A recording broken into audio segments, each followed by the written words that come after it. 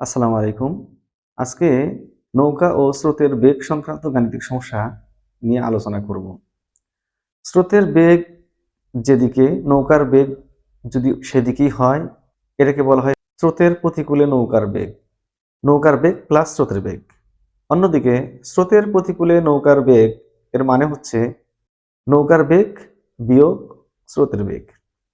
এই সংক্রান্ত একটি গাণিতিক সমস্যার সমাধান করি, চলুন। এবং কিভাবে সহজে সমাধান করা যায় সেই টেকনিক শিখব।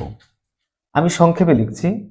ধরুন চাকরির পরীক্ষায় একটি গাণিতিক সমস্যা আসলো এরকম যে স্রোতের অনুকূলে নৌকার বেগ ঘন্টায় 8 কিলোমিটার এবং স্রোতের প্রতিকূলে নৌকার বেগ ঘন্টায় 4 কিলোমিটার। এরকম প্রশ্ন আসলে আপনি কিভাবে সমাধান করবেন? দেখুন কত সহজ। শুধু এই দুটো যোগ করবেন, অনুকূলে নৌকার বেগ প্লাস স্রোতের প্রতিকূলে নৌকার বেগ, এই দুটো প্লাস করবেন, যোগ করবেন, করে 2 দিয়ে ভাগ করবেন।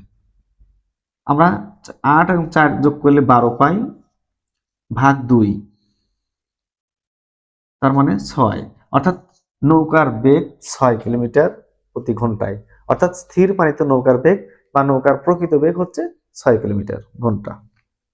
এখন যদি স্রোতের বেগ চাওয়া হয়, দেখুন কত সহজ। আমরা নৌকার বেগ পেয়ে গেছি, আর এটা ছিল অনুকূলে বেগ, অর্থাৎ এর ভিতরে নৌকার বেগ প্লাস স্রোতের বেগ রয়েছে। এখান থেকে শুধুমাত্র আমরা নৌকার বেগটা বাদ দিলেই আমরা কিন্তু পেয়ে যাচ্ছি স্রোতের বেগ। আশা করি বুঝতে পেরেছেন।